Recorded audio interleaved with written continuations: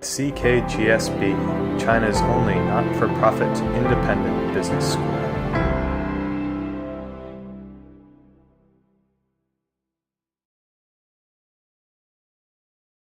If we take China's All China Inc., FDI into the US, which is obviously the world's largest economy, it adds up to total of about 32 billion. India's economy, is a fraction of the US. And so, of course, India's economy is, let's say, about 1/8, 1/9 of the US. So if China's investment into India, which clearly is a function of the size of the economy, was proportional to China's investment in the US, we would expect it to be about 3 to 4 billion. Instead, it's about 1 billion. What's holding it back really is that bulk of Chinese investment, I'm not talking trade, but investment, about more than 75% has gone for natural resources. Even in the US, it's for shale oil, or Canada for oil sands, Australia for iron ore and other resources. So if you're investing for resources, India is not the place that you will come for.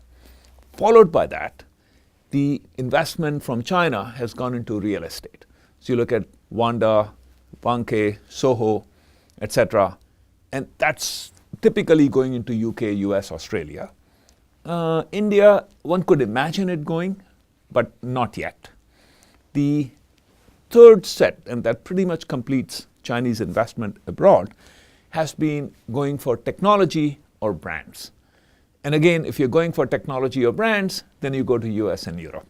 So it's more like the nature why Chinese companies are going abroad, and in the context of their objectives, where does India fit in? And so that's the story.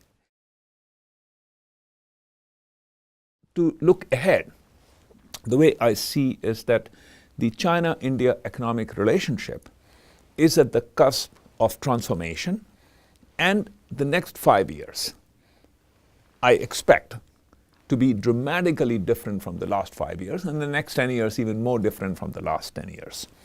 And the difference, transformation, will come about basically because of what's happening in India, which really is, in fact, much greater push on infrastructure, much greater push on manufacturing. There are serious discussions taking place between the Chinese and the Indian side, between the governments, for the setting up of China-focused industrial parks. And so, and there, the idea is that the Chinese companies that want to go and make investment would be able to get single window clearance, would have land, would have infrastructure, would be able to invest in infrastructure in which they want. For example, let's look at the high-speed rail system that Mr. Modi and his government are talking about. Now, the way I see Chinese involvement in that is that when it comes to the actual operations, there is zero chance that a Chinese company would be allowed to have any role in the operation side. But on the other hand, for the high-speed rail network, you will need locomotives. You will need the rolling stock. You would need, even the rails. That will be new factories, new technology, lot more capital.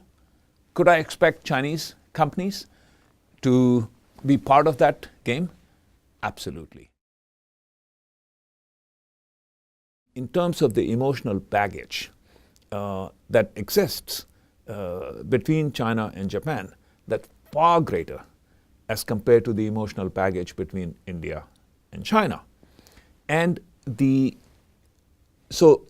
despite that, China and Japan have done actually bigger business together over the last, at least 3 decades than India-China. So therefore, the India-China relationship has, of course, political tensions, has border tensions, has geopolitical tensions, and so on, but the emotional baggage is much less. That's number one. Number two is that the emotional baggage between India and China is all related to the border, the unresolved border issue.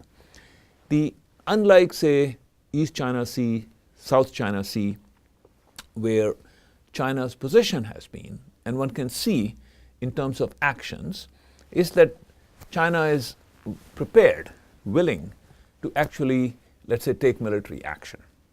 With respect to the unresolved border issues between India and China, leaders on both sides have said repeatedly that while the border issue is unresolved, that both sides believe that we will be able to resolve it peacefully at some point in time.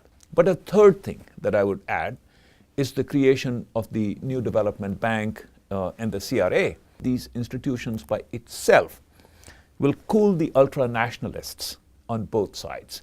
And as the ultra-nationalists cool, the centrists, if you will, kind of their voices have a better chance to be heard.